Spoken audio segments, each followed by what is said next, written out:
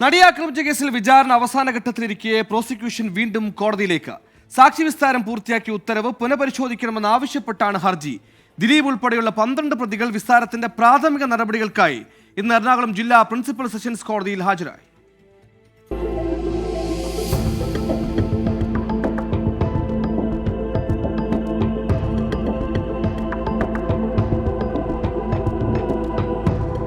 നടിയെ ആക്രമിച്ച കേസിൽ രണ്ടാം ഘട്ട വിചാരണയുടെ പ്രാഥമിക നടപടികൾക്കായാണ് നടൻ ദിലീപ്, പൾസർ സുനി, മാർട്ടിൻ മണികണ്ഠൻ ഉൾപ്പെടെ 12 പേർ എറണാകുളം ജില്ലാ പ്രിൻസിപ്പൽ സെഷൻസ് കോടതിയിൽ ഹാജരായത്. 13 പ്രതികളുള്ള കേസിൽ 6-ാം പ്രതി ഹാജരായില്ല. പ്രതികളെ കേട്ടതിന് ശേഷം അടുത്ത ഘട്ട വിചാരണയിലേക്ക് കോടതി കടക്കും. ഓരോ പ്രതികളുമായി സംസാരിച്ചായിരിക്കും കോടതി തുടർ നടപടികൾ സ്വീകരിക്കുക.